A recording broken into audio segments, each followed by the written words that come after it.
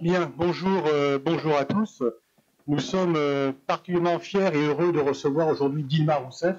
Et merci à Christophe Ventura qui est à l'origine de cette réunion. Dilma Rousseff, je crois que je ne vais pas la présenter. Si vous êtes là, vous connaissez son parcours militant, politique, tout ce qu'elle a fait pour le Brésil. Juste quelques mots, c'est que on assiste aujourd'hui à des événements politiques qui ont des origines judiciaires. Et si le Brésil avait été fameux dans le passé pour ses coups d'État militaires, il y a aujourd'hui des coups d'État judiciaires qui sont à double détente et qui pouvaient apparaître comme étant des équilibrations auparavant, mais qui sont aujourd'hui tout à fait documentés et même reconnus. Le premier coup d'État judiciaire était le procès en destitution de Dilma Rousseff, par des gens qui avaient beaucoup de choses à se reprocher et qui vous ont fait payer le prix de leur propre turpitude. Et cela a été le début d'un processus avec votre procès en destitution qui est parvenu à son issue sur des bases légales et constitutionnelles tout à fait douteuses, pour ne pas dire falsifiées et inadmissibles.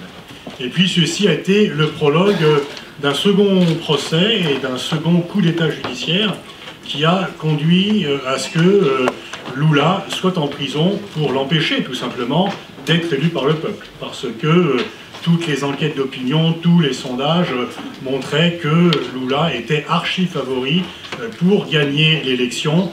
Et ce n'est que parce qu'il était en prison et qu'il était non pas il était en incapacité de se présenter et même de faire campagne que Bolsonaro a été élu président et que s'en est en suivi de ce double coup d'État judiciaire des catastrophes politiques. Catastrophes politiques bien sûr pour les Brésiliens qui d'ores et déjà payent le prix de l'arrivée au pouvoir de Bolsonaro.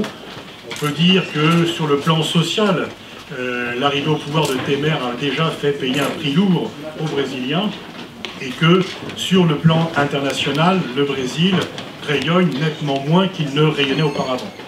Et donc il y a un coût social pour les Brésiliens et il y a un coût diplomatique pour le Brésil, puisque le Brésil, pays qui était non plus émergent, mais émergé, qui était une puissance diplomatique active et qui avait une coopération avec la France tout à fait intéressante pour nos deux pays, puisque entre un pays du Nouveau Monde et un pays de l'ancienne Europe, un pays qui aspire à devenir membre permanent du Conseil de sécurité et un pays qui est déjà, nos planètes s'alignaient et la coopération stratégique et politique entre la France et le Brésil était extrêmement prometteuse pour essayer de bâtir un monde à la fois multipolaire et multilatéral. Tout ceci, bien sûr, est remis en cause puisque Bolsonaro n'a qu'un souci, c'est s'aligner sur les États-Unis, et les États-Unis de Trump, pas d'Obama, par ailleurs, et que forcément l'étoile du Brésil pâlit dans le monde et que le Brésil, qui avait acquis un prestige diplomatique extrêmement fort à partir de 2002, est en parfaite régression sur ce plan-là. Donc régression sociale, régression stratégique, régression diplomatique et sur le plan bilatéral, régression de la qualité des relations entre nos deux pays. Donc cela conduit finalement à un paysage particulièrement peu amène et tout à fait regrettable. Donc je vais m'arrêter là, je vais passer la parole à Madame la Présidente Dilma Rousseff, en la remerciant encore au nom de l'IRIS et au nom de toute l'équipe de sa venue ici. Merci encore une fois à Christophe. L'IRIS, c'est à la fois un think tank et une école de relations internationales. On essaye un peu de développer des thématiques pour mieux comprendre le monde. Et donc au nom à la fois du think tank et de l'école, je vous remercie Dilma Rousseff de votre venue aujourd'hui. Il y a donc des traductions. Canal 1, c'est portugais, Canal 2, français. Si c'est passé, c'est que c'est l'inverse.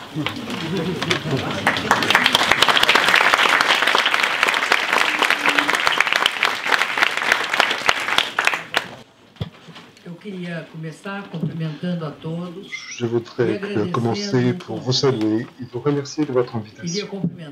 Je voudrais donc féliciter Pascal Bonifaz et Christophe Ventura. Donc le professeur Pascal Bonifaz a résumé d'une façon très correcte ce qui se passe actuellement au Brésil. Je voudrais donc profiter de ces lignes qu'il a tracées et développer une question. Qu'est-ce qui fait la différence? Ce qui se passe actuellement au Brésil, de ce qui se passe actuellement dans d'autres pays de l'Europe, aux États-Unis et dans les grands pays asiatiques, à l'exception de la Chine et de la Russie. Ce qui fait la différence, ça c'est une question importante.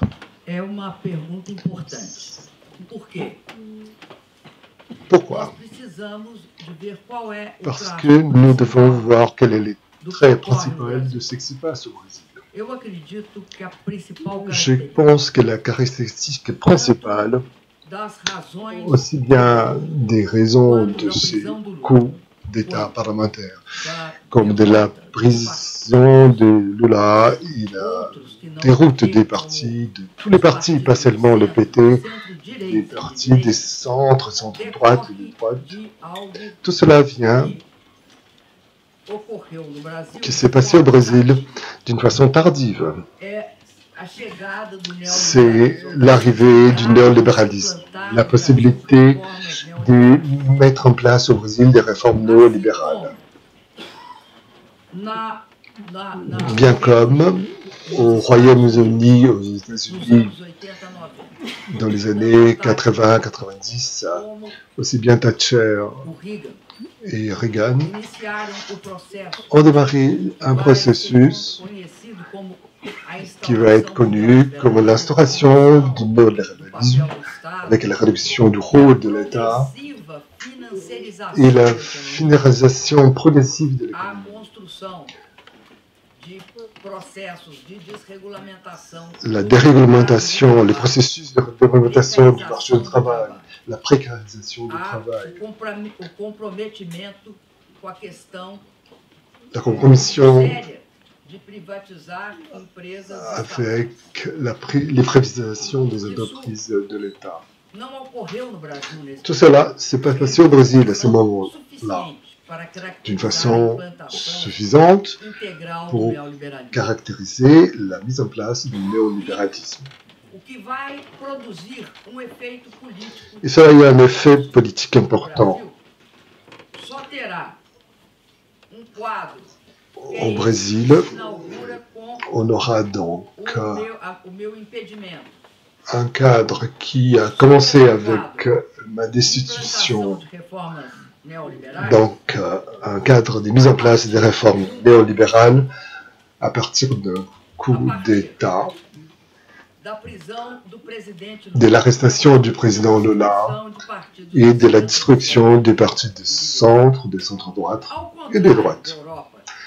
Contrairement à l'Europe et aux États-Unis, qui ont maintenu la démocratie, l'État libéral, l'État de droit. La question de la démocratie, c'est une autre question. Mais dans tous les pays, on va vérifier de corrosion de les institutions démocratiques. Et cela vient d'un processus brutal de concentration de revenus qui se répète d'une façon successive avec l'intervention des finances dans un grand pôle des attractions des ressources du capital. Les secteurs financiers commencent à avoir un rôle central. Ce qui caractérise ces processus, ce n'est pas seulement la mondialisation ou la globalisation, comme on dit au Brésil, mais c'est surtout un processus d'internationalisation brutale des finances, ce qui ne correspond pas, par exemple, à l'internalisation du flux de travailleurs, parce que si ça correspondait, il n'y aurait pas de crise d'immigration. Mais ces processus de grande concentration n'est pas seulement de revenus, pas seulement de richesses, mais c'est également des transferts, des ressources, des petites et moyennes entreprises pour les grandes entreprises internationales. les oligopoles. Ces processus, donc, apparaît comme un processus qu'on doit combattre. J'ai participé à une discussion donc, du parti Labour, où un économiste a dit qu'il y avait deux agents sur le plan international. Là sont les grands groupes financiers et les grandes entreprises. Et l'autre, c'est l'économie chinoise. Avec l'État chinois qui construit un processus accéléré de croissance économique et d'influence internationale sur tous les flux. Je tends à croire qu'il décrit bien ces processus. Ces processus est plus complexe. Il a trait également dans ce pays de l'intelligence artificielle. Mais ça, ce n'est pas notre problème. Mais contrairement à ce qui s'est passé en Europe et aux États-Unis, au Brésil, on n'a pas répété, et contrairement aux autres pays latino-américains, on n'a pas reproduit au Brésil la possibilité de mettre en place des réformes néolibérales dans le cadre de l'État des droits libéraux. Et cela, pourquoi? À cause d'un défaut congénital du pays? Non. Et même pas parce que notre démocratie est jeune et fragile. Et ça, c'est vrai. Elle est très jeune et extrêmement fragile. À cause également des conditions de transition de la dictature à la démocratie, parce que cela a été un pacte négocié par l'élite.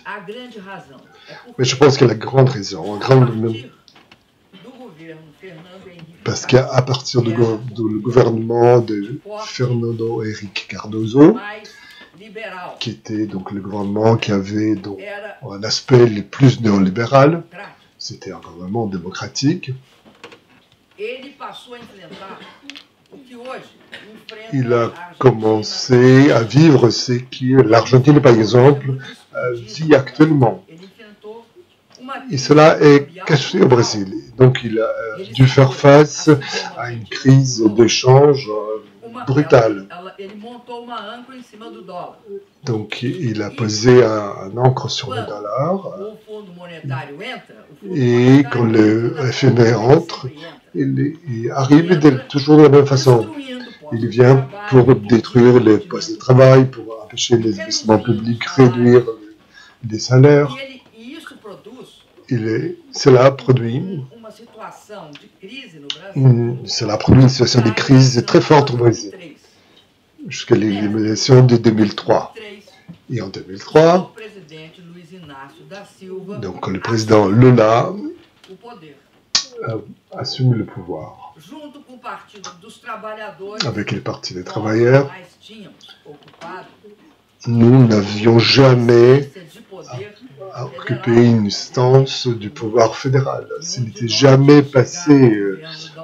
On n'avait jamais été au gouvernement de l'État brésilien. À ce moment-là, l'État brésilien possédait donc Petrobras, qui est la 7e entreprise de pétrole du monde, et Electrobras, qui avait une position de contrôle donc de la vallée, participait l'État n'était pas majoritaire, comme il n'est pas jusqu'à aujourd'hui, mais donc, participait au contrôle des Embraer.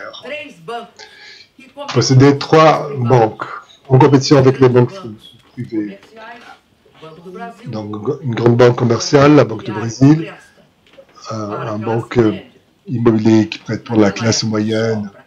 À cette époque, à ce moment-là seulement, pour la classe moyenne et haute, pour l'achat d'immobilier, et les plus grandes banques de développement économique.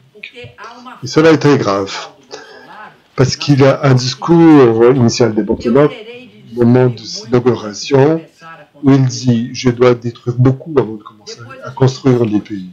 On va revenir là-dessus. Qu'est-ce qu'il entendait par ça? Mais nous avions un marché de travail régulé par une législation qui avait évolué depuis 1943. par le biais de lutte des travailleurs avec des garanties très claires pour le travail et pour la formalisation du travail, c'est-à-dire travail légal, en cadre légal. On avait trouvé, d'une certaine façon, une réglementation pour l'environnement,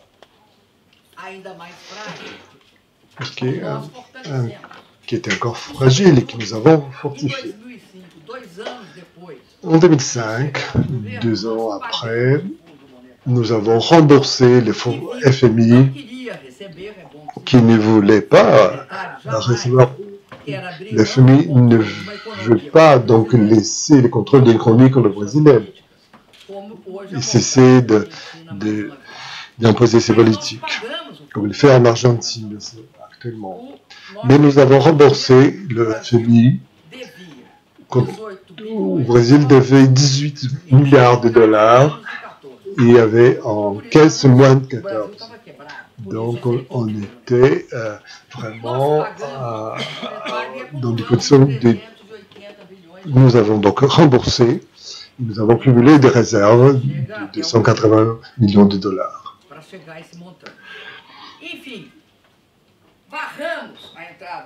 Nous avons donc arrêté l'entrée du néolibéralisme. La financiarisation est arrivée quand même au Brésil, parce que ce processus n'est pas lié au contrôle de l'État. Ce processus, il est autonome. L'État peut rendre plus difficile par le biais de la réglementation financière, mais la réglementation du flux de capital a été donc très flexible dans le monde entier à partir du gouvernement Clinton. Nous avons donc un rapport étroit avec le marché, comme tout le monde, avec les marchés financiers de Wall Street. Donc,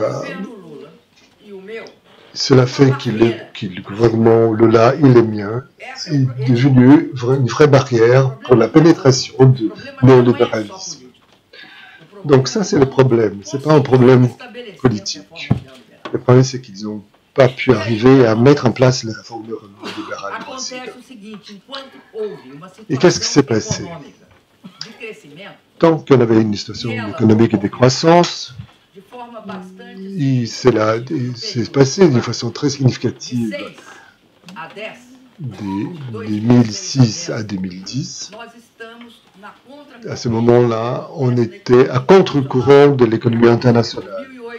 Avec la crise 2008, la crise de l'euro, entre 2011 et 2013, et la politique américaine du quantitatisme, parce qu'ils ne prennent pas l'austérité. Je pense que la Banque centrale européenne a découvert cela maintenant, parce qu'elle veut baisser donc les taux d'intérêt à zéro à partir de 2013 seulement, avec donc le gouvernement Draghi à la BCE.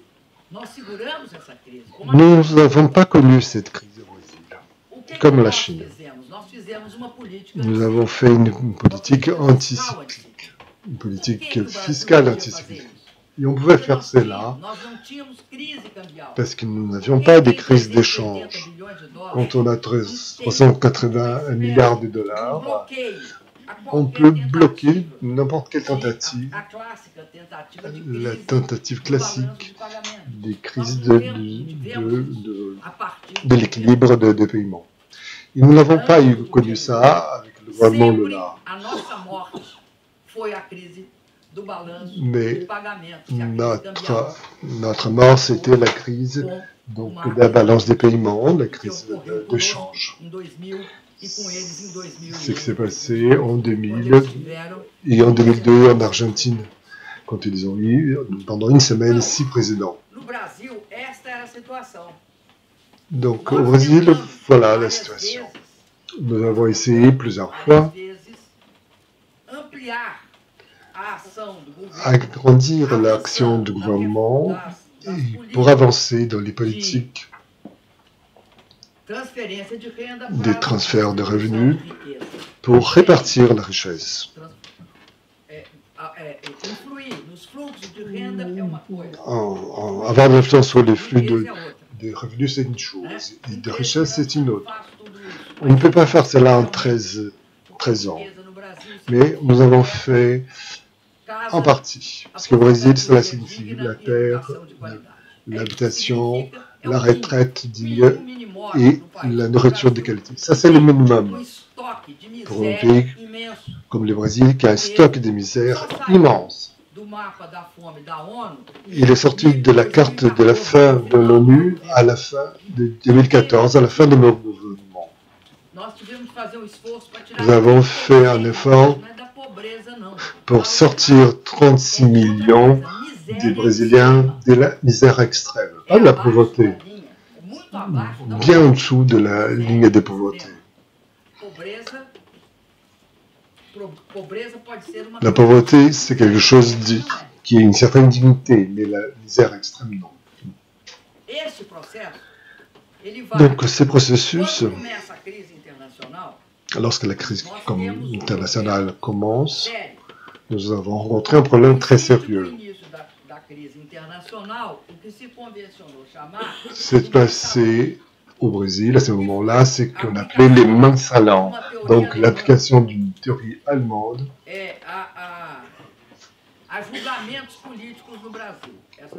au jugement politique au Brésil. Cette théorie est connue.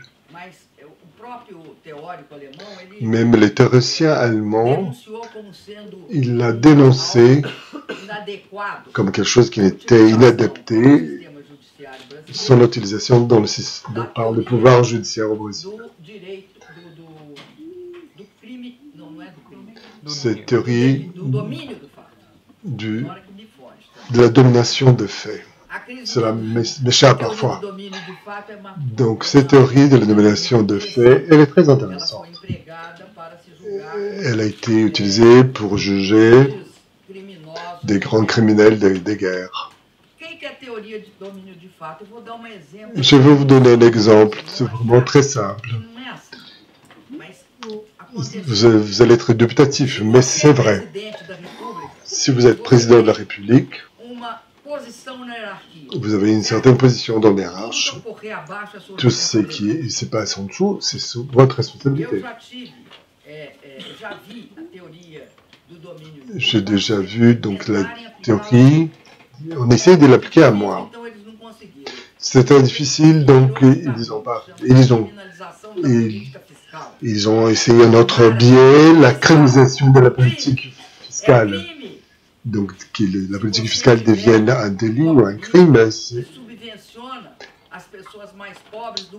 quand on subventionne les personnes les plus pauvres du pays, dans un pays où il y a une immense inégalité. L'inégalité au Brésil, c'est une relation, c'est pas une valeur absolue. Donc la théorie de domination de fait, elle apparaît au moment où le président Lula va compétir pour son réélection. Et ils ont toujours sous-estimé Lula. Et à ce moment-là, ils ont pensé qu'on devrait laisser continuer sur place parce que nous allions tomber. Ils nous ont sous-estimé, ils pensaient que Lula était un ouvrier et il n'avait que quelqu'un de l'élite qui pouvait donc faire ce qu'il pensait. Ils se sont rendus compte de son talent politique, de sa capacité de faire la gestion complète d'un pays. Donc, ils ont essayé tout ce même processus de négociation contre lui. Mais à ce moment-là, ils n'ont pas réussi à construire vraiment un dossier clair. Parce qu'on n'avait pas encore donc les instruments de pouvoir judiciaire et de la police armée pour cela. Donc il a gagné les élections en 2006, malgré tout. Malgré une campagne de diffamation vraiment très importante. Nous avions à ce moment-là, et nous avons encore une habitude de supporter la campagne la plus destructive des médias. Parce qu'au Brésil, les médias, oligarchiques dirigés par Globo, a fait une campagne contre nous de façon systématique. Mais nous été durs là. Nous avons une grande résistance. Donc nous avons gagné les élections de 2006. Nous avons également gagné en 2010. Donc 3 élections de suite où nous avons gagné. En 2014, la situation était extrêmement différente, vraiment très perturbée, très tendue. C'est important de savoir, en décembre 2014, le Brésil avait un taux de chômage de 4,6%. Et c'est pour cela que j'ai gagné l'élection. C'était pas à cause de mes beaux yeux, qui sont effectivement beaux. J'ai gagné parce que les taux de chômage étaient de 4,6%.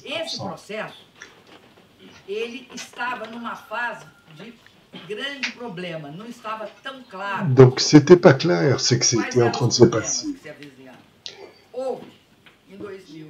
En 2014, on a eu la plus grande chute de prix des commodities, de toutes matières premières, le pétrole, etc. Il y a la sortie des États-Unis du quantitative easing, c'est qui a créé non problème fiscal, mais un problème de valorisation des dollars. Donc c'est une influence sur l'inflation. En outre, il y a eu donc un retrait de la croissance chinoise qui tombe de 10 à 7% du taux de croissance, et qui va arriver au 6 maintenant. Donc pour nous c'était important, la Chine c'est notre plus grand partenaire commercial et d'investissement. Donc ça changeait le rapport entre le Brésil et le reste du monde, et depuis assez longtemps. Nous avions des rapports d'abord avec la Chine, ensuite avec l'Argentine et le reste de l'Amérique du Sud, et en dernier lieu avec l'Europe et les États-Unis qui arrivaient à la fin, c'est-à-dire en 4e place. Après la crise de l'euro, ça s'est inversé. Les États-Unis sont passés en 3e et l'Europe en 4e place. C'était la situation à l'époque au Brésil. Qu'est-ce qui s'est passé alors? Cette crise, elle est très propice pour qu'il y ait ce que Naomi Klein appelle la recette de M. Milton Friedman, qui est profiter d'une crise économique, présenter un programme politique et faire en sorte que ce qui est politiquement impossible devienne politiquement inévitable. Qu'est-ce qui était politiquement impossible à l'époque? Remporter une élection présidentielle en se fondant sur un agenda néolibéral.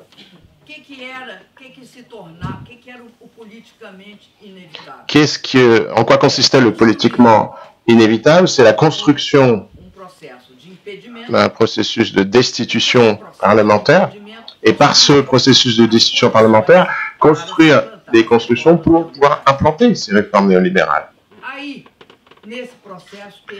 Et donc au cours de ce processus, on a vu vraiment tout passer, tout y est passé. Et avec le recul, ça devient de plus en plus clair. Parce que pour que cette institution, ce coup d'État parlementaire fonctionne, ils ont été obligés de créer un environnement favorable. Et ils l'ont créé, cet environnement. Ils ont profité d'un fait politique qui est le suivant. Donc il y a eu un environnement qui s'est fait à partir de la désinformation. La première victime dans les guerres hybrides, dans les conflits politiques radicalisés comme le nôtre, c'est la vérité. C'est la valeur, le facteur de vérité, la valeur de la vérité. Donc il y a une inversion. Et le Brésil est un pays qui garde dans ses placards toute une série de fantômes. Tous les pays possèdent les leurs. Les nôtres viennent de 350 ans d'esclavage et 21 ans de dictature militaire. Une dictature avec une transition démocratique qui a construit un processus qui, de mon point de vue, est erroné. C'est-à-dire que amnistie réciproque sont des bourreaux et des victimes, mais qui n'a été rendu possible que pour ceux qui ont participé, qui ont vécu cette époque, et qui a eu comme conséquence qu'il y a eu des possibilités latentes d'une montée de l'intolérance et de la haine à la recherche des responsables pour ce qui s'était passé pendant la dictature. Aux États-Unis, c'est très bizarre. Quand vous pensez que le responsable de la plus brutale concentration des richesses et de l'impossibilité qui a été donnée aux pauvres de monter dans l'échelle sociale est un Mexicain, en fait, le plus grand responsable de cela, et pas à Wall Street. De même, au Brésil, ce processus s'est construit de la manière suivante. Dans toute crise, et on avait traversé quand même une crise une stabilité de 13 ans, excusez-moi, et il fallait trouver un responsable. Et donc, le responsable était le PT, le Parti des travailleurs, le nôtre, parce que nous étions au pouvoir. Donc, c'est une première raison. Et deuxième raison, aussi parce que nous avions mal géré les fonds les fonds publics qui nous avaient été confiés, et on aurait détruit Petrobras, l'entreprise nationalisée de pétrole. Maintenant, je vais vous décrire un petit peu ce qu'est Petrobras. Sur toute cette période qui s'étend entre 2002... Non, je vais réduire un petit peu parce que la période à laquelle on était au pouvoir, c'est-à-dire à partir de 2003, lorsque nous avons découvert la couche saline sous les eaux profondes, la couche présalifère pour l'exploitation du pétrole, il n'y avait pas avant de flux de trésorerie de trésorerie opérationnelle de Petrobras qui avait moins de 13 milliards de dollars. La moyenne de la trésorerie de Petrobras a tourné autour de 20 milliards de dollars à partir de la découverte de cette exploitation en eau super profonde. La trésorerie de Petrobras, à un certain moment, était le double de la plus grande entreprise privée de pétrole qui à l'époque était Exxon. Petrobras, pour que vous ayez une idée, à aucun moment dans cette période n'a eu un profit, un bénéfice net inférieur à 26 milliards de dollars. Elle a traversé cette période, elle est passée du 11e rang et elle est montée au 7e rang dans les plus grandes entreprises de pétrole du monde. Et pourquoi cela? Parce que à cette époque, nous avons autorisé Petrobras à investir dans l'exploitation et dans la prospection. C'est la raison pour laquelle elle a découvert l'une des plus grandes réserves du monde occidental qui s'appelle les couches présalifères, donc en dessous des fonds marins, sous les couches salines, en eau très profonde. Nous considérons cela aujourd'hui de façon un petit peu plus prudente, parce que l'influence de la découverte de ces couches présalifères dans les coups d'État, autant dans ma institution parlementaire en 2016 que dans l'arrestation et les jugements de Lula, et du surgissement de cette personne d'extrême droite. Mais je reprends le fil de mes idées. Selon la vision actuelle, surtout de la part de ceux qui ont procédé à ce coup d'État, parce que ceux qui ont procédé au coup d'État sont les mêmes, c'est le même soutien que le gouvernement Bolsonaro. Qu'est-ce qu'ils ont dans la tête? Ce qu'on va essayer de faire, c'est de placer... Je reprends les arguments de la chercheuse autrichienne Naomi Klein. On a une crise économique et on va créer avec ça une crise politique monumentale. J'étais au pouvoir depuis 6 mois et rappelons-nous, au Brésil, la destitution parlementaire ne peut avoir lieu que pour un président en vigueur et pas pour un ex-président. Et c'est pas possible de destituer quelqu'un qui n'est plus au pouvoir. Donc l'erreur doit être constatée pour le président en cours. Donc moi j'étais au pouvoir depuis 6 mois et il y avait déjà 16 demandes de destitution parlementaire contre moi. 16! Vous avez qu'à vérifier sur Internet, vous verrez. De plus, Et pourquoi cela? Pourquoi ces demandes de destitution contre moi? Parce que l'idée, c'était de déstabiliser le gouvernement, à profiter de la crise économique pour faire agir au niveau politique.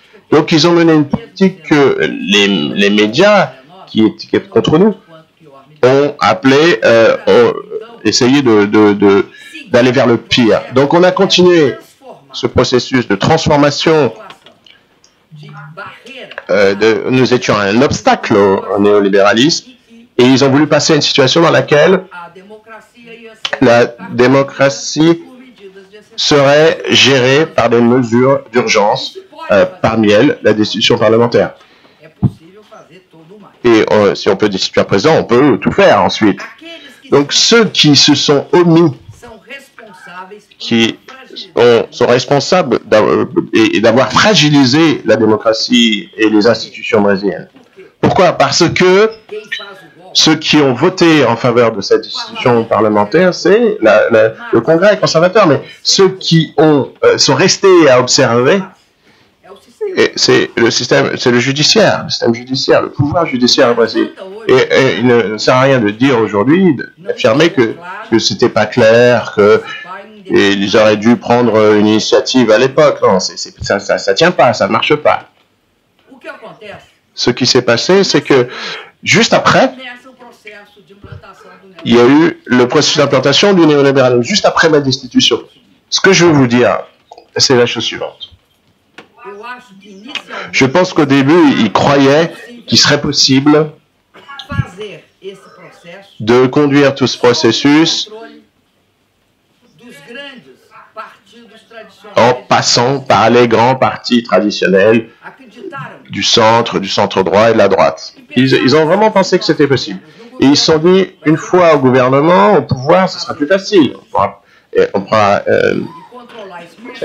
piloter cette transition, faire voter les réformes néolibérales, on reprend la croissance et tout finit bien. Ce qui s'est passé, en fait, ça n'a pas du tout été ça. C'est en participant au gouvernement qui m'a succédé, le gouvernement Temer, à partir de 2016, ils ont participé à un processus tout à fait contradictoire. Parce que pourquoi ils ne remportaient pas les élections avec la réforme néolibérale jusque-là? Parce qu'il y avait le soutien populaire en notre faveur. Donc le peuple a perdu les bourses pour les familles, le programme de logement populaire, Ma maison, ma vie, qui était l'accès à la propriété, au logement pour la population pauvre. Ils ont réduit les investissements dans l'éducation et donc a commencé à surgir, a commencé à chuter la surveillance de la protection de l'environnement. Ils ont commencé à couper le financement des organismes de surveillance de la protection de l'environnement. Ils ont également réduit les investissements pour protéger les peuples indigènes. La FUNAI la Fondation nationale des indigènes, a commencé à être attribuée à des organismes qui n'en voulaient pas. Donc, plusieurs ministères se sont repassés la direction de la FUNAI, parce que la politique envers les indigènes nécessite une vision de la nation et du Brésil. Et que notre pays sans l'Amazonie, sans les Indiens, n'est pas le Brésil. Ça peut être autre chose, mais ça ne sera pas le Brésil.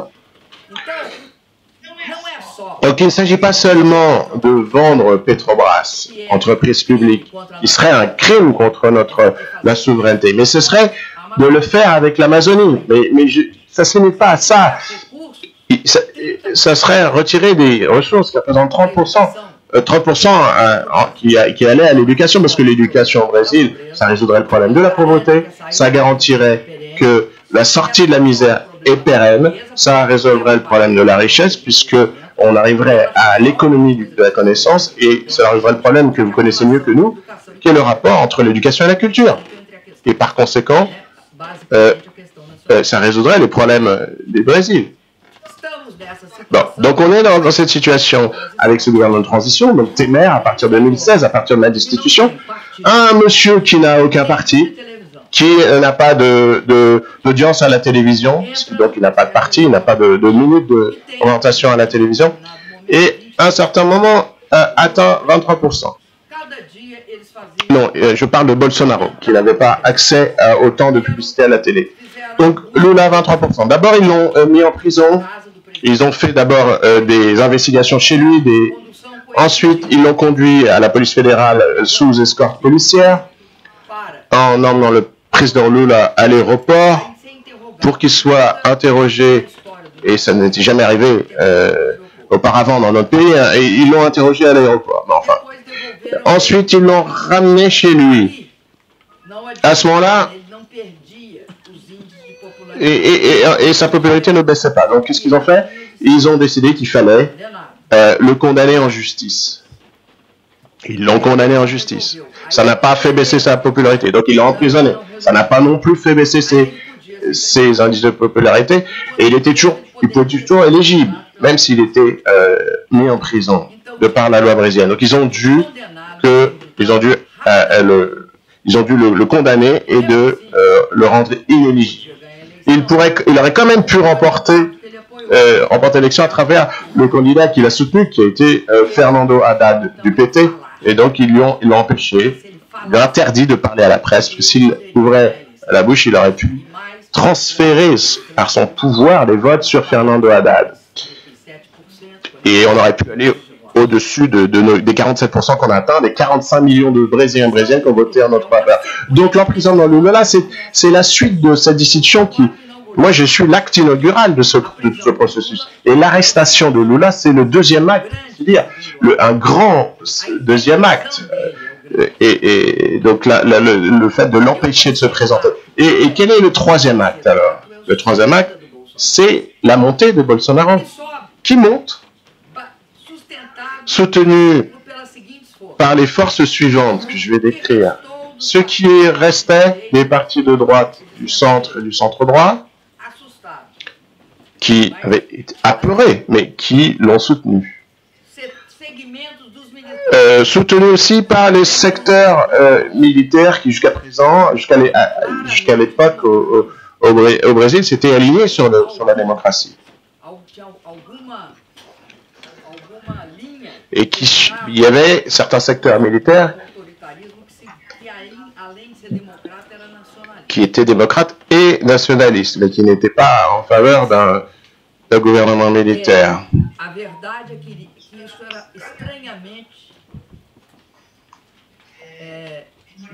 La vérité, c'est que ces courants extrémistes chez les militaires étaient extrêmement minoritaires. Ils étaient conservateurs, mais pas plus.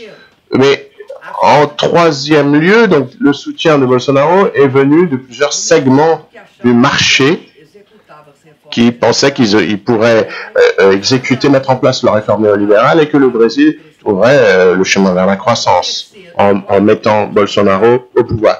Et quatrième soutien, les secteurs du lavage express, ce grand système anticorruption, et qui avait créé un instrument de poursuite de Lula par la voie judiciaire, et qui était vraiment centré sur Lula en fait, pour rendre impossible le retour de Lula au gouvernement de la fédération brésilienne.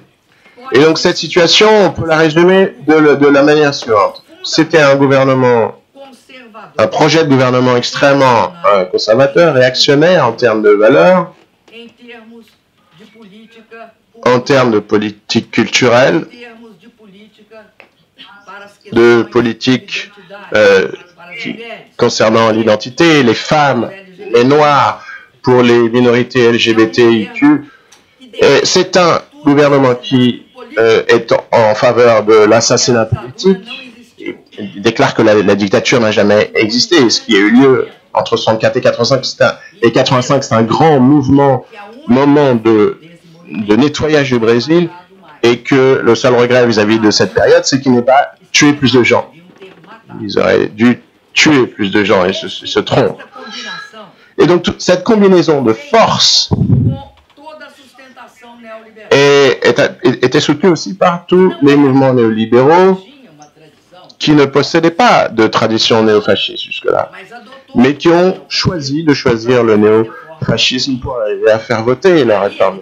Et c'est là où réside le problème. Supposons que tous les secteurs, sans exception, supposons que tous les secteurs politiques pensaient que qui pouvaient contrôler Bolsonaro, qui pouvaient le modeler, faire passer leurs réformes et pourraient le contrôler. Et je le dis toujours aux gens, et les gens se marrent, mais c'est l'image qui me vient à l'esprit, il n'a pas intégré, il n'a pas en lui de puce, la puce de la modération. Hein? La caractéristique néofasciste, c'est de ne pas avoir en soi la puce de la modération. Donc, il y a des segments de la société qui sont très gênés par toutes ces choses absurdes qu'il dit, comme ce qu'il a dit sur Michelle Bachelet et Brigitte Macron, par exemple, comme ce qu'il a dit sur le président de l'ordre des avocats du Brésil, en les blessant, en faisant des allusions à la dictature. Et toutes les choses barbares qu'il a dit, mais il est immature. Mais il est extrêmement utile, cependant, parce que ces forces libérales sont persuadées qu'ils vont faire voter la réforme sur la retraite, qu'ils vont pouvoir vendre une partie de l'entreprise publique Petrobras, qu'ils vont pouvoir démanteler Petrobras comme ils ont démantelé Embraer, l'ancienne entreprise brésilienne, qui a été vendue à Boeing, son plus grand concurrent. Donc cette utilité de Bolsonaro est ce qui est en question ici. Et en même temps, le néofascisme possède une caractéristique qui... Là, je voudrais ouvrir une parenthèse. Il est néofasciste parce qu'il n'est pas nationaliste, en fait. Il considère qu'il est fondamental, par exemple, de réduire la protection de l'environnement en Amazonie pour exploiter quoi? Des minerais qu'ils veulent remettre aux entreprises étrangères, américaines. Et c'est là le problème. Il est là. Il est impensable qu'un président d'un pays soit servile par rapport à un président d'un autre État. C'est pas possible. On ne peut pas suivre l'orientation d'un président d'un autre pays et de porter tort aux intérêts des exportateurs brésiliens, comme c'est le cas du transfert de l'ambassade d'Israël de Tel Aviv à Jérusalem. L'entreprise brésilienne, ce transfert est absurde. Et de même, rompre avec la Chine, c'est absurde. Et c'est aussi un scandale qui affirme qu'on n'a pas besoin de l'Argentine. Son ministre de l'économie, Paulo Guedes, qui a dit ça. C'est un niveau de méconnaissance du Brésil et de suffisance qui est énorme. Et en même temps, il y a un autre aspect il peut faire voter les réformes néolibérales. Et ça en ferait une alternative. Mais jusqu'à quand? Jusqu'à quand? Parce qu'il instaure... Qu'est-ce qu'il veut? Il veut réinstaurer l'ordre, autoriser le port d'armes par les Brésiliens, contrôler les gens. Il n'y a qu'une pensée. Il n'y a qu'une pensée, la sienne, qui serait respectable. Et dans ces termes, ça revient au chaos. Il n'arrive pas à réinstaurer cet ordre, il va instaurer le chaos. Et il y a cette contradiction, donc, entre le fait d'avoir un soutien néolibéral qui n'est pas fasciste et en même temps l'instauration du chaos que nous connaissons aujourd'hui. Et Lula représente quoi dans ce paysage politique? Lula représente en premier lieu la grande menace qui a été toute celle du lawfare, contrairement à la warfare, c'est-à-dire une guerre qui ne passerait pas par les armes, mais par le pouvoir juridique, par le législatif. Parce que c'est pas Lula, c'est pas moi, c'est aucun de nous qu'il s'est attaqué, mais s'est attaqué au système judiciaire. Et c'est très clair avec les révélations d'Intercept, des fuites sur la Lava-Jato, sur le lavage express, qu'ils avaient un traitement tout à fait partial par rapport à Lula, avec des manquements éthiques entre juges et procureurs. Et ils ont reconnu que les preuves par rapport à Lula étaient pratiquement inexistantes et l'ont quand même condamné à 12 ans de prison. Donc tout ce procès place la démocratie dans une situation de crise. Et c'est la faillite de la démocratie qui permet tout cela. Lula, on défend sa mise en liberté parce qu'il synthétise tout cela. Et également parce qu'il représente un autre modèle de pays, qu'un autre modèle de pays est possible, un autre modèle de relations internationales, de coexistence avec les États-Unis, avec l'Europe, avec l'Asie, avec les pays du BRICS. C'est pas possible. Le multilatéralisme possède une importance pour nous. On savait à notre époque qu'il n'y avait qu'une seule manière d'avoir une politique étrangère, c'est de respecter pour être respecté. Si on ne respecte pas les autres pays et la différence, on n'est pas respecté. Donc, Lula représente tout ce grand processus démocratique. Donc, le courant qui veut mettre Lula en liberté, je pense que on assiste à une augmentation du chaos aujourd'hui au Brésil. C'est devenu très clair pour la troisième instance du pouvoir judiciaire, c'est-à-dire les cours de cassation au Brésil, qui est l'équivalent, qui a eu des enquêtes donc au niveau du judiciaire et des enquêtes policières. Et moi, je suis persuadé que le changement au Brésil ne doit pas se jouer à court terme. C'est un processus très profond et pour le renformer, le renverser, il va falloir prendre certaines... il s'agit d'une lutte à moyen et long terme.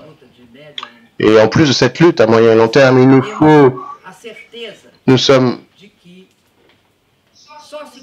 sûrs que nous n'arrivons à transformer le Brésil que si, au niveau du monde du travail, des entreprises, de la culture, des travailleurs et de la classe moyenne, il y a une modification de la compréhension de ce qui se passe au Brésil.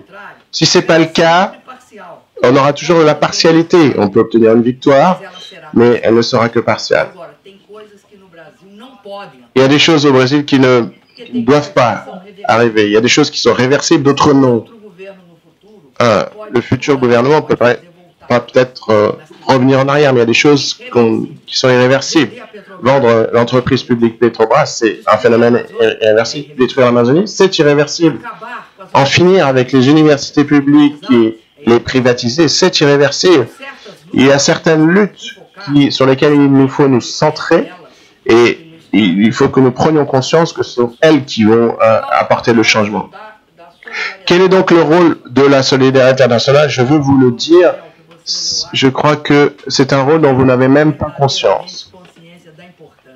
Vous sous-estimez votre importance.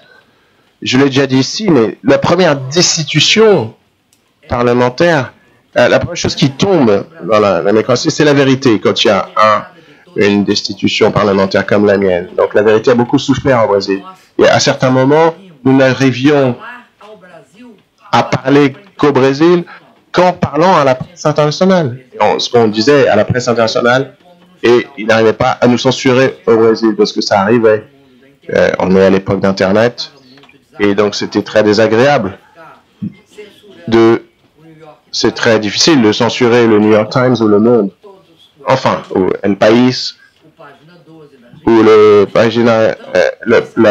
page 12, le quotidien argentin, sans parler de tous les leaders internationaux et tous les mouvements qui ont eu lieu dans le monde entier pour soutenir. Donc je pense qu'une grande partie de la rupture du mensonge, parce que le mensonge est très profonde, elle imprègne les gens de l'intérieur. Mais si c'est vraiment, si ce processus continue, il va tout emporter avec lui. Je vous dis, c'est très facile de dire, mais le procès de lavage express, de grand procès anticorruption au Brésil, a emporté tous les partis, parce que les gens ont réussi à enregistrer des gens à leur insu et ont divulgué ces enregistrements. Ici au Brésil, tout le monde sait que ces choses-là ont eu lieu grâce à ces enregistrements audio. Donc je conclus. Donc on arrive à la fin de l'assassinat de la sincérité au Brésil. Le président actuel, qui est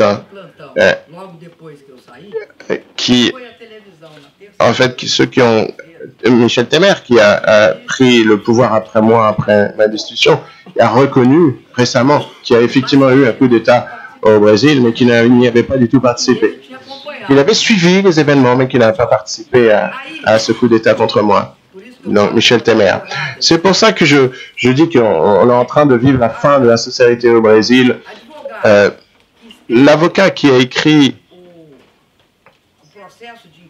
qui a rédigé le procès de destitution parlementaire et qui l'a présenté au Congrès, a déclaré « Ne croyez pas que Madame la Présidente Rousseff est partie pour des problèmes de maquillage de compte public. Elle est partie pour des motifs politiques. » Donc c'est un procès bizarre parce que sous la dictature, nous avons mis presque 21 ans pour que la société métabolise et comprenne, digère toutes les responsabilités et qui ont produit cette dictature. Dans le monde où il y a des réseaux sociaux, il y a aussi de la désinformation. Il y a tout un processus de combat contre le mensonge. Et il y a une plus grande rapidité pour rétablir la vérité de ce qui s'est vraiment passé. Et pourquoi c'est vraiment important de savoir ce qui s'est vraiment passé? Parce que si on ne le sait pas, si on ne comprend pas la réalité, nous ne pourrons pas la transformer, nous ne pourrons pas la changer, nous ne serons pas capables de résister.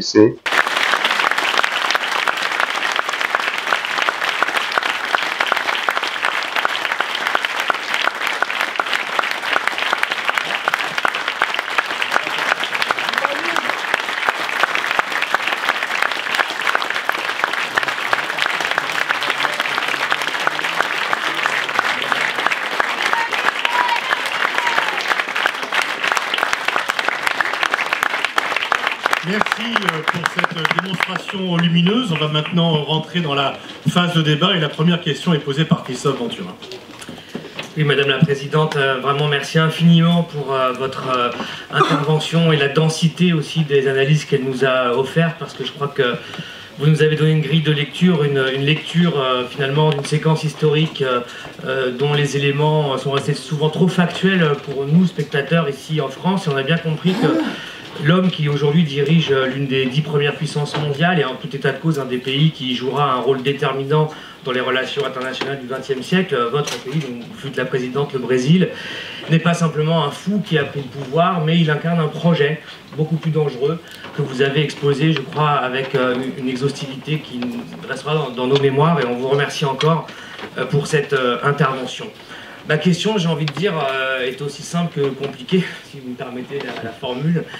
On a envie de vous demander, face à tout ça, face à ce rouleau compresseur qui n'a aucune limite, qui n'a aucun principe autre que celui des moyens qui lui permettent de justifier sa fin, eh bien, comment peut s'organiser les points d'appui dont vous disposez aujourd'hui au Brésil? Le Parti des travailleurs a perdu les élections, mais il n'a pas été liquidé par l'oligarchie brésilienne. Il reste aujourd'hui le premier parti relativement en place au Brésil. Il a un ancrage local, territorial très important dans bien des endroits du pays continent. Et au-delà de lui-même, il existe une société brésilienne qui n'a pas voulu de Bolsonaro, soit parce qu'elle a voté pour Fernando Haddad, soit parce qu'elle n'a pas voté, justement. Une grande partie des Brésiliens, 30 millions, je crois, se sont abstenus aux élections présidentielles. Que veulent-ils dire? Que voulaient-ils dire? Quel est finalement, pourriez-vous exposer quelques éléments de la stratégie que vous réfléchissez, vous, en tant que dirigeante politique du PT, pour finalement remobiliser la société brésilienne dans un contexte géopolitique régional qui est tout aussi ouvert qu'incertain, avec des élections qui vont arriver en Argentine, en Bolivie, en Uruguay, qui peuvent peut-être modifier plus ou moins le scénario politique régional et modifier les alliances aussi du Brésil. Donc comment vous analysez tout ça, et est-ce que vous avez aujourd'hui, disons, des éléments un peu à nous exposer sur finalement votre contre-offensive, si j'utilise l'expression? Au Brésil, ce qui se passe est une tentative des plusieurs secteurs, des grands secteurs, parce que ce processus, il a une force virulente contre ceux qui ont soutenu Bolsonaro avec des bonnes intentions. Parce que ça arrive. Pas tous qui l'ont soutenu, je pense même la majorité, ne sont pas des néo-fascistes. Ils ne veulent pas cela pour le pays. Il n'y a pas cette perspective. Donc sans aucun doute, nous avons une force qui défend la démocratie comme une valeur brésilienne, comme quelque chose de fondamental. En prenant en compte la diversité ethnique du Brésil. Parce que vous le savez bien, le Brésil, c'est le deuxième pays noir du monde. Le Brésil n'est pas un pays blanc. C'est un pays noir et avec beaucoup de nuances, mais il n'est pas blanc. Il y a une portion blanche grande de la population, comme il y a une partie indigène. Mais la plupart du peuple, il n'y a pas de politique qui ne puisse pas regarder cela. Elle doit donc être concentrée sur le noir. Donc, ce que je veux dire, qu'il y a une grande possibilité d'un front démocratique. En termes de vote, de façon traditionnelle, les 20 dernières années, la situation était la suivante. Les 20 dernières années. 30% pour le PT, 30% pour ce moment-là pour le PSDB, qui aujourd'hui n'a que 4%, parce que Bolsonaro a donc avalé. Et il y a le centre qui est discuté des deux côtés. Et ce sont ces personnes qui de plus en plus se rendent compte qu'il y a un problème au pays. Je vais donc citer l'exemple de Macron. Quand Macron parle d'intervenir en Amazonie, il crée un grand appui pour Bolsonaro, parce que personne ne pense au Brésil, il pense que l'intervention internationale serait bienvenue au Brésil. Parce que d'abord, personne ne connaît l'Amazonie, personne ne connaît les mécanismes de contrôle, personne ne connaît les mécanismes sociaux. Il y a 20 millions d'habitants en Amazonie. C'est pas un désert. C'est une absurdité, cette proposition. Et très bizarre. Parce qu'il y a l'Amazonie, en France aussi, en Guyane, qui aujourd'hui, qui avant, il y avait déjà, mais qui aujourd'hui, il y a encore des problèmes liés donc à l'exploitation des minerais. Il y a des problèmes dans toute l'Amazonie. Il faut se rendre compte de cela. La question de l'Amazonie aujourd'hui est liée donc à ces problèmes néofascistes et néolibéraux. C'est important de souligner néolibéral parce qu'au-delà donc du plafond des dépenses, parce qu'en exception des intérêts, le Brésil ne peut pas dépenser en rien. Ils ont donc créé une loi qui est complètement folle, qui arrête le gouvernement. Donc, cette loi, c'est un amendement à la Constitution pour le plafond des dépenses. Donc, il n'y a pas d'argent pour l'Amazonie, pour l'armée, pour l'éducation. Il manque d'argent donc pour la santé. Il y a un côté néolibéral dans cet aspect très fort de l'Amazonie. C'est pas les 250 millions de dollars que la Norvège et l'Allemagne ont mis à notre disposition. C'est pas un cadeau. C'est parce qu'ils sont des partenaires de notre politique environnementale. C'est pour cela qu'ils ont mis de l'argent. Ce que Bolsonaro montre, quand il ne veut pas cet argent, c'est qu'il ne veut pas la protection de l'Amazonie. Il veut que l'Amazonie soit ouverte à l'exploitation complètement absurde de tous les minéraux. Tout d'abord donc l'exploitant du bois, ensuite les éleveurs de bœuf, ensuite la destruction. Donc il faut un front démocratique qui fédère tout cela. Il faut un volet populaire. C'est pas possible qu'un pays qui est sorti donc de la liste des pays de la faim, qu'il revienne sur cette liste. Donc la question fondamentale des droits sociaux. Nous avons garanti l'accès à la population noire de ces pays, à l'éducation, à l'université, à venir ici en France avec notre projet Sciences sans frontières. Il y a une question également de la souveraineté. Donc Petrobras, l'Amazonie, et l'éducation de qualité, parce que sans l'éducation de qualité, le pays n'a pas d'avenir. L'avenir on construit maintenant. Voilà, c'est cela qu'il faut qu'on mobilise. Il faut discuter à nouveau avec tout le monde. Il ne faut pas demander quelles sont les arrière-pensées des uns et des autres. Il faut se retrouver. Il faut que les pays se retrouvent avec soi-même. Et c'est cela qui va nous amener à faire ces pas en avant.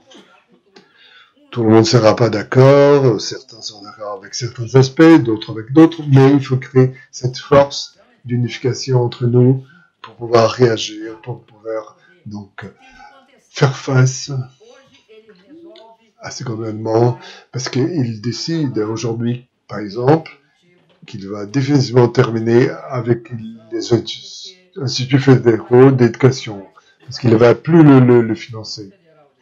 Et les instituts fédéraux d'éducation étaient responsables pour fournir les bases techniques pour notre avancée technologique.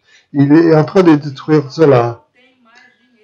Un jour, il dit qu'il a plein d'argent pour financer le cinéma brésilien. Et là, le cinéma brésilien va s'arrêter. Donc, les réactions contre lui, elle est transversale. Elle est plurisectorielle. Il est en train d'attaquer tout le monde chaque jour. Mais il y a une immense réaction avec ces incendies en Amazonie. Il ne peut pas empêcher qu'il y ait une réaction forte dans la société brésilienne. Cela atteint beaucoup les classes moyennes. La classe moyenne, elle est plus à l'écoute, elle peut comprendre que cela n'est pas possible. Donc les gens ne veulent pas que l'Amazonie brûle. Mais au Brésil, il ne faut pas oublier, quand on sort de l'esclavage au Brésil, on a laissé des marques dans notre société. Il y a eu 350 années d'esclavage au Brésil, et cela a provoqué dans notre peuple donc des marques qui ne peuvent pas être effacées.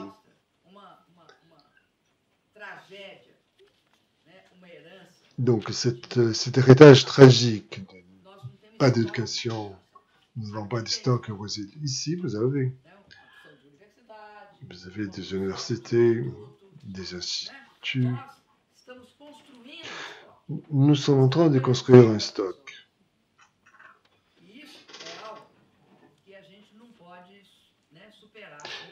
Et on ne veut pas dépasser cela facilement. Par ailleurs, l'élite brésilienne, elle pense qu'elle contrôle sexuellement par la violence. Je pense qu'hier ou avant-hier, j'ai dit que moi j'étais arrêté en 1970. J'étais 3 ans en prison à ce moment-là. À ce moment-là, on pratiquait la torture au Brésil. C'était pas seulement la torture politique. Elle était utilisée, la police torturait tout le monde. Donc c'était un système de torture qu'on appelle pau de arara. Donc c'est un support sur lequel on va suspendre quelqu'un pour lui appliquer du choc électrique. Je pensais que c'était une technologie très avancée que les militaires brésiliens avaient acquis pendant la formation à l'école des Amériques au Panama. Je croyais à cela. Et un jour,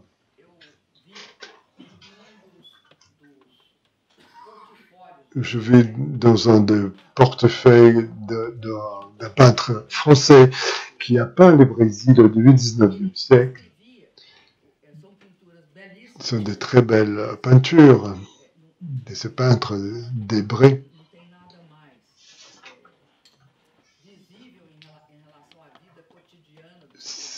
C'est un portrait de la vie quotidienne au Brésil au 19e siècle. Et on voit donc un noir qui est suspendu par le paujada, donc par cet instrument de torture. Donc on voit bien que cette tradition, c'est une tradition qui vient de l'esclavage au Brésil, qui bâillonnait les esclaves pour l'exemple. Parce que la violence des esclavages, c'était une violence du contrôle. C'est une violence pour contrôler. C'était pour donner l'exemple. On donnait l'exemple pour éviter la réaction des autres. Au Brésil, c'est pas la même chose qu'aux États-Unis. Aux États-Unis, il y a eu donc certaines zones où il n'y a pas eu d'esclavage. Au Brésil, c'est pas pareil. On ne peut pas comparer au Brésil. On ne peut pas laisser de côté qu'il y a eu donc l'esclavage dans les 27 États de la Fédération brésilienne. Il n'y a pas eu d'exception. Et pour ceux qui veulent comprendre la politique brésilienne, il faut qu'ils comprennent cela. Qui étaient les défenseurs de l'abolition? C'était l'empereur. Qui était le défenseur de l'esclavage? L'oligarchie régionale de tout le Brésil, du nord au sud, qui contrôlait donc les unités de la fédération, était pour l'esclavage. Et ça, c'est intéressant de regarder cela quand on voit l'histoire du Brésil. Tout le discours, toute la culture de l'indépendance et toute la culture de la Révolution française, toute la théorie de la Révolution française était utilisée au Brésil d'une façon tranquille, enfin pour justifier l'esclavage. Parce que c'était la liberté de la colonie devant l'empereur, l'autorité du gouvernement national. Donc on voit bien qu'au Brésil, comment les discours peuvent cacher les contenus contradictoires. Cela explique que le vote du Congrès brésilien est plus conservateur que le vote pour les présidents de la République. Parce que quand on vote pour les présidents de la République du Brésil, on a toujours un vote progressiste. Même avec les conservateurs, ils étaient les moins conservateurs des conservateurs. Tandis que la composition du Congrès au Brésil, elle est très conservatrice. Donc, ce mouvement démocratique souverain, il doit changer la représentation politique. Parce que sinon, le pays est ingouvernable. On va continuer la série des questions. Je pense qu'il y a de nombreuses demandes.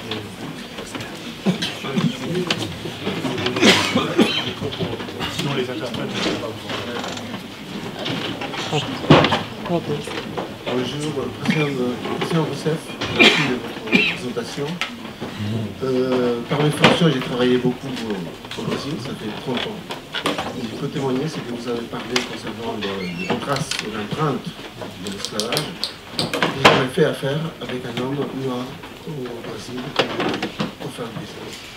Jamais devant moi, il y a quelqu'un, un Brésilien d'origine, je dirais, afro-africaine, avec lequel j'ai pu faire des affaires. Toujours c'était, vous dites, c'est parti. J'ai 3 questions pour vous. La première, c'est... Une, ok. Bon, on va limiter ça à une. On ne parlera pas de l'électrobrasse et l'internationalisation à l'époque de Lula, mais la question que j'ai à vous poser à ce moment-là, c'est une question, c'est concernant le régime de retraite au Brésil. Est-ce qu'il y a un problème, d'après vous? Est-ce qu'il y a des choses à faire? Et quel serait l'avenir pour cet aspect de la société brésilienne? Merci.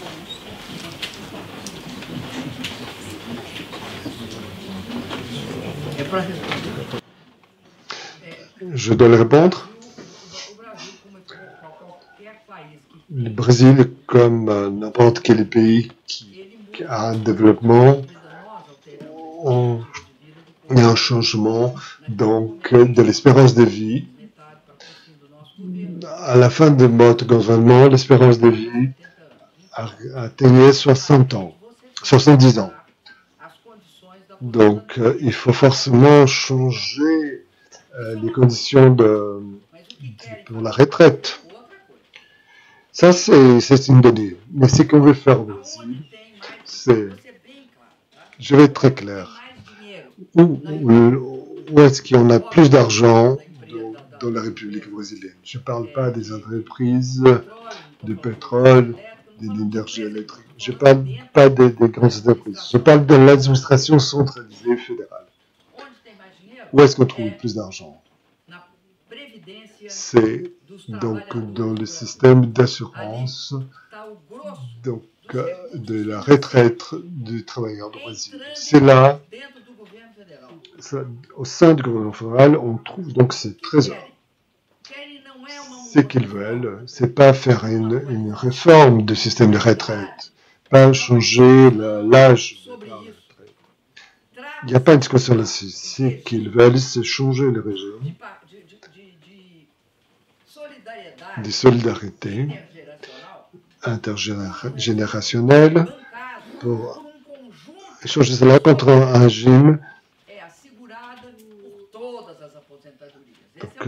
Donc le régime actuel, ce qui est actuel au Brésil, c'est le régime où votre retraite est assurée par l'ensemble des actifs. Changer donc un régime de retraite par capitalisation. Donc on veut prendre cet argent pour capitaliser dans les marchés. C'est ce qui s'est passé au Chili. Ce qui s'est passé, c'est que la plupart donc, des personnes âgées, les retraités brésiliens, vivent avec une retraite en dessous du niveau du salaire minimum. Ce qu'ils veulent faire au Brésil, c'est là. Il y a eu beaucoup de discussions là-dessus. Et cela n'était pas clair, mais ça commence à apparaître. Et donc, quel est l'aspect mauvais de ce? Au Brésil, il faut prendre en compte, quand on parle de la retraite, comment fonctionne le marché du travail. Il faut savoir si une personne dans le marché du travail, il y a donc une période où elle va donc cotiser pour la retraite. Elle paye simplement quand elle a un travail stable. Mais la moyenne de travail pas stable au Brésil varie de 9 à 12 ans. Et cela, donc la prochaine n'est pas encore approuvée. Ce qu'ils pensent, c'est que personne ne pourra avoir une retraite complète, une pension complète, parce qu'il n'y aura pas de temps de vie, durée de vie physique pour pouvoir atteindre. Donc, c'est absolument fallacieux. Tout d'abord, pendant le gouvernement, il n'y avait pas de crise, parce qu'il y avait un niveau de travail formel très important, travail déclaré. Donc, on change la loi, ils imposent la précarisation du travail, ils acceptent qu'ils soient précaires. Donc, ils présentent l'alternative de ne pas payer les pensions de retraite. Ce qu'ils veulent, c'est d'avoir un excédent avec quelques cotisations. Donc, ils sont en train de construire un chemin inexorable pour la retraite par le temps de capitalisation. Et je pense que cela est très grave. Ce que je constate, c'est que ça arrive dans tous les pays. Je vois que ça est arrivé en Allemagne. Je vois que c'est passé au Royaume-Uni. Ici, vous êtes en train d'être menacé par cela.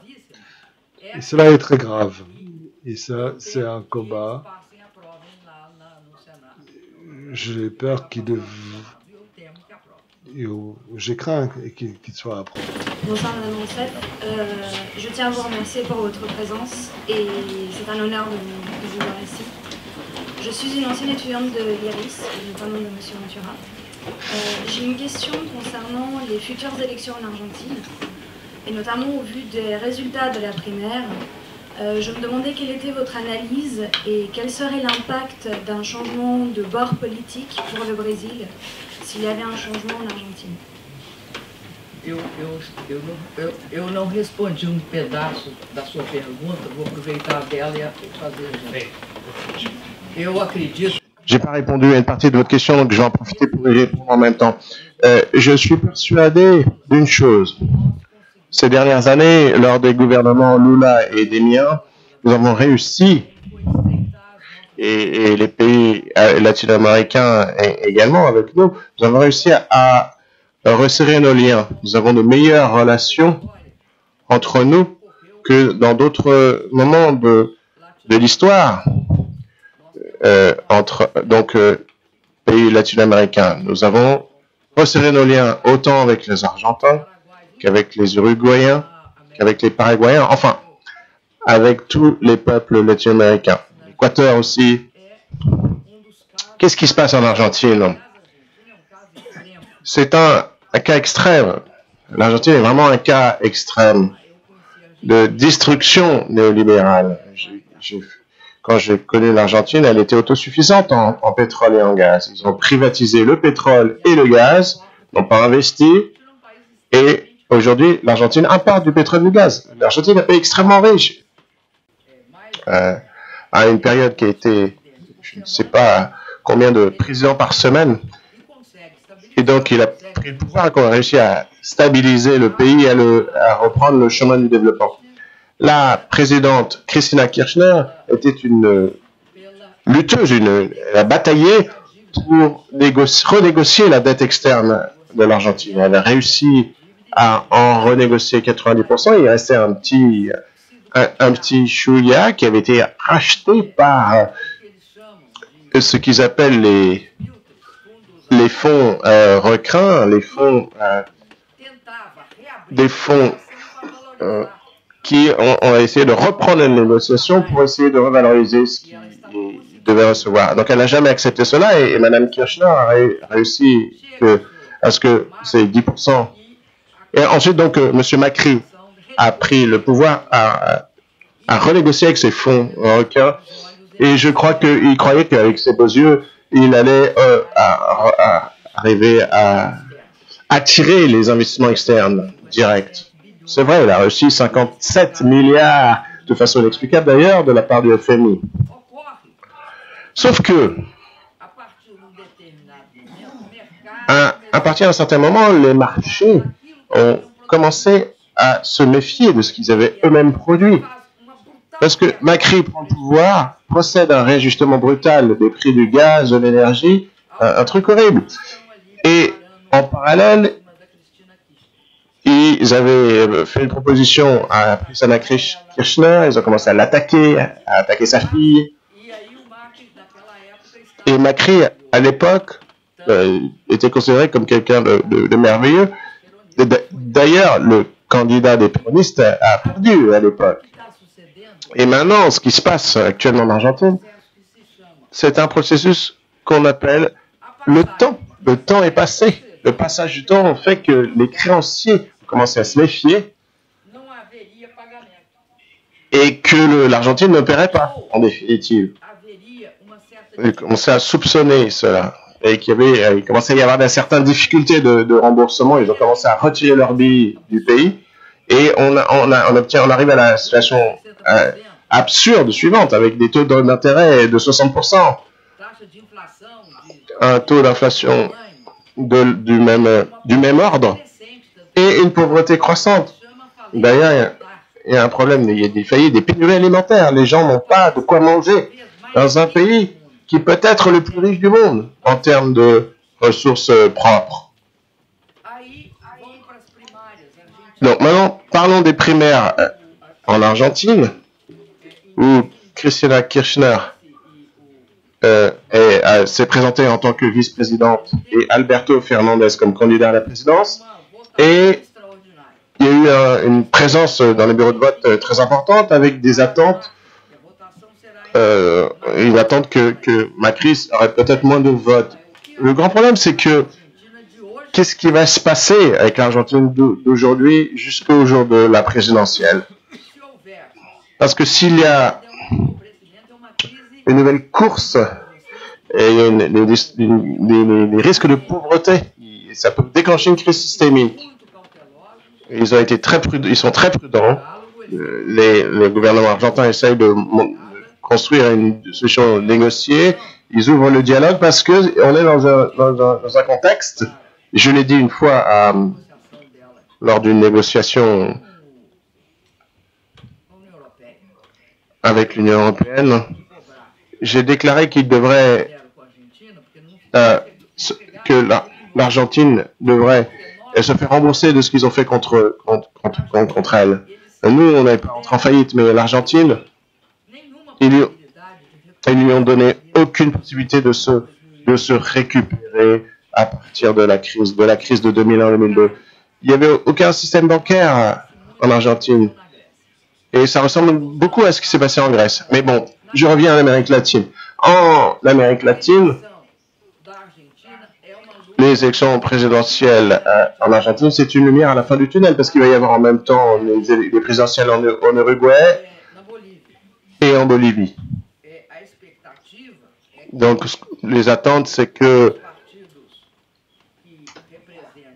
les partis représentant les progressistes autant en Uruguay qu'en Argentine, non, pas en Argentine, mais en Bolivie, remportent les présidentielles. C'est en tout cas notre analyse. Et ce sont des élections qui sont plus serrées qu'en Argentine.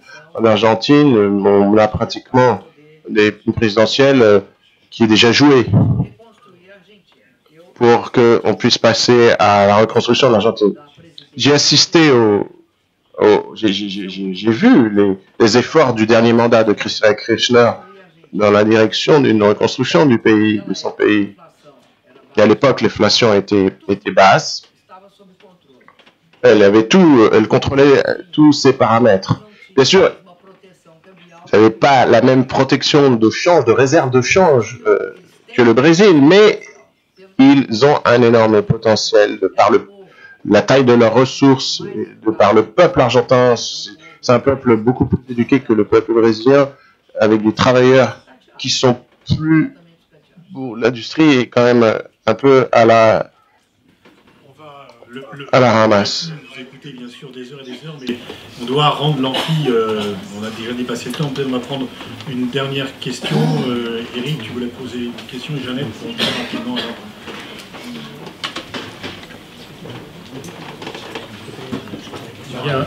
Bonjour Dilma, Éric Coquerel, député France Insoumise. D'abord, un remerciement. En mars 2018, j'étais à tes côtés, à Salvador de Bahia, au Forum Social Mondial, où on avait lancé le comité de soutien à Lula, que tu présidais, et tu parlais de solidarité internationale. Donc je voulais te remercier du communiqué que tu as fait cet après-midi, de solidarité avec les députés France Insoumise qui passeront demain en procès politique, certes d'un degré peut-être différent de ce que vous avez subi, mais qui est de même nature. Ma question est simple. En mars 2018, Dilma Rousseff dira ce qu'elle en pense. En mars 2018, au moment du Forum Social Mondial, la militante féministe et antiraciste Marielle Franco était assassinée par la police. Et depuis, il y a eu énormément d'assassinats. Je voudrais savoir si tu penses que tout ça est en coordination avec ce que vous avez suivi en termes de coup d'État juridique.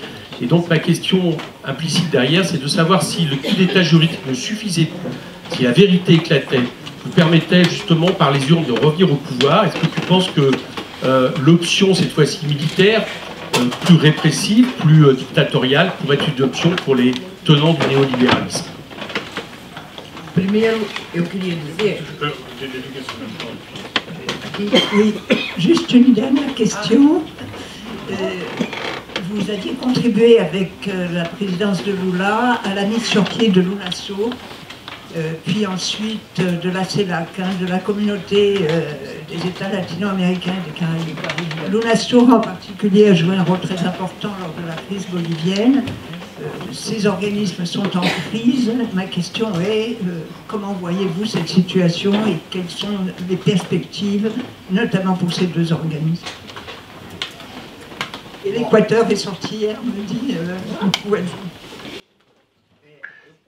mon parti et moi, nous avons manifesté notre solidarité aux députés Emmanuel Macron de la France Insoumise, je pense qu'elle veut dire Mélenchon.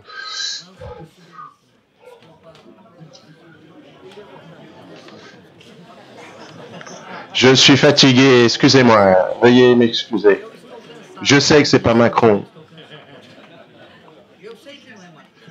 Donc, nous avons manifesté notre solidarité envers la France Insoumise et M. Mélenchon.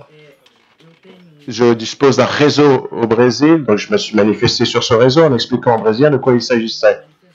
Je sais que c'est pas la même chose, parce que le Brésil et la France sont pas la même chose. J'ai commencé par dire que vous aviez des caractéristiques différentes. Vous avez... Il y a un aspect d'état de droit libéral qui règne en France, mais il ne s'agit pas de quelque chose qui soit si éloigné de la réalité, mais je pense que des mesures d'exception peuvent être prises dans n'importe quel pays du monde, à partir du moment où les gens se résignent dans la démocratie et que la démocratie est restrictive. Sinon, comment comprendre le mouvement des Gilets jaunes ou l'augmentation des inégalités? Il s'agit de mesures de corrosion de la démocratie et de l'état de droit peuvent avoir lieu sans qu'on ait un état d'exception limite comme au Brésil. Cela peut arriver. Donc je voulais d'abord éclaircir cela. Deuxièmement, je vais passer à la réponse sur la CELAC et l'UNASUR. Qu'est-ce qui se passe en Amérique latine aujourd'hui? Tout ce que nous avons construit et tissé, autant pour renforcer l'UNASUR qui avait été créé pour monter un groupe commun en Amérique du Sud, que pour la CELAC, qui était un rassemblement de pays qui parlaient espagnol et qui parlaient le portugais, donc, pour que dans cette région, il s'agissait d'une initiative d'autonomisation par rapport au contrôle traditionnel qui existait sur la politique étrangère de ces pays. Donc, lors de ces forums, nous avons construit des relations internationales en direction de l'intégration économique et du renforcement de la démocratie, parce qu'il y avait des critères de la démocratie. Aujourd'hui, qu'est-ce qui se passe? Ces forums sont en cours de destruction. Nous avons participé à un groupe qui s'appelle le groupe de Puebla. Et ce groupe a signé une dénonciation, nous l'avons tous signé, contre ce processus qui est en cours, et justement en Amérique latine. Il y a des rapports très étroits entre ces pays et nous, le Brésil, et cela nous atteint tous. Cette destruction atteint le Brésil, la Colombie, nous tous. Parce que tous ces pays profitent de cette intégration quand elle fonctionne. Pour terminer, je voudrais... Votre question portait sur... C'était la seconde, c'était sur quoi, votre deuxième question?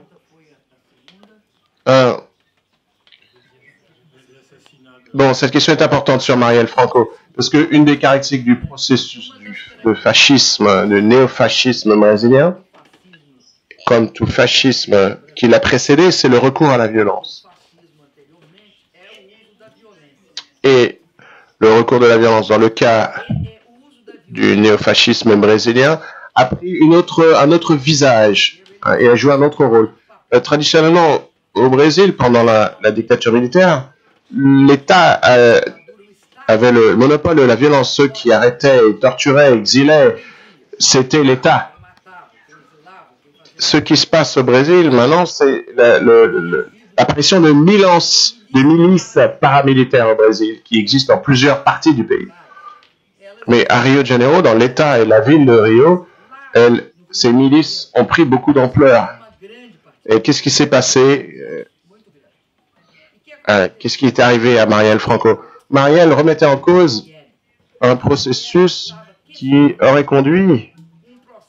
C'était pas clair pour pas mal de gens, mais qu'est-ce qu'elle remettait en question? Elle parlait de logement populaire. Dans les territoires contrôlés par les milices paramilitaires. Et que faisaient ces milices? Ces milices se servaient d'un certain pouvoir d'État pour négocier l'attribution de logements à la population à bas revenus. Donc elle jouait le rôle de l'État et faisait payer bien sûr les pauvres pour cet accès à la propriété. Et Marielle Franco était une conseillère municipale très combative. C'était une noire et c'était une lesbienne qui militait pour les LGBTIQ et elle avait du pouvoir au sein du conseil municipal de la ville de Rio. Et cela a conduit a fait qu'un milicien qui habite dans la même résidence que Bolsonaro et qui était en relation avec lui, enfin ça n'a pas encore été prouvé totalement, mais il y a des indices quand même, on soupçonne qu'il était en lien en cheville avec Bolsonaro, a monté un complot pour assassiner Marielle Franco. Donc ils ont encerclé sa voiture, ils lui ont tiré dessus, ils ont tiré sur son chauffeur Anderson Gomes. Et il y avait aussi une attachée parlementaire, Fernanda, qui a survécu. C'est un acte symbolique de ce qui se passe au Brésil d'aujourd'hui.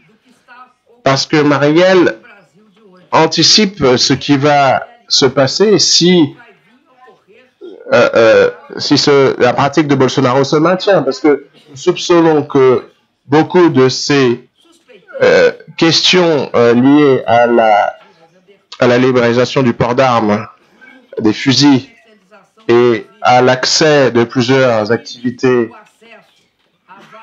on va les appeler la décriminalisation de certaines activités, on pense que c'est lié au renforcement des milices, ce qui est très grave. Pourquoi? Parce que si Lula représente la démocratie, Marielle Franco représentait la lutte. Une lutte contre l'occupation, l'envahissement violent des périphéries et la lutte des femmes et des militants LGBT, parce que c'était une femme extrêmement présente dans toutes ces activités. C'est quelque chose qui représente également un règlement de compte avec le côté le plus violent de ce néofascisme qui touche le Brésil actuellement. Un règlement de compte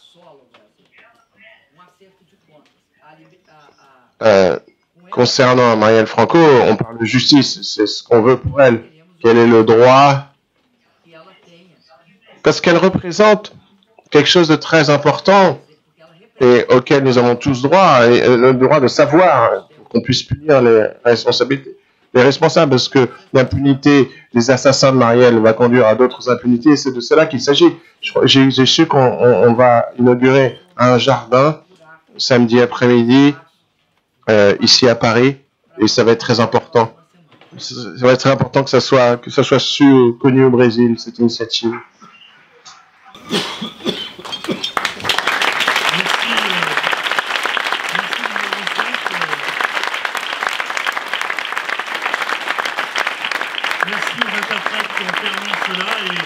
On peut vous dire, Vilma, que la solidarité à votre égard et avec celle de Lula dépasse en France les clivages politiques. C'est simplement, nous sommes solidaires avec vous et avec Lula, tous ceux qui aiment la justice sociale, la démocratie, la liberté. Merci pour cette conférence.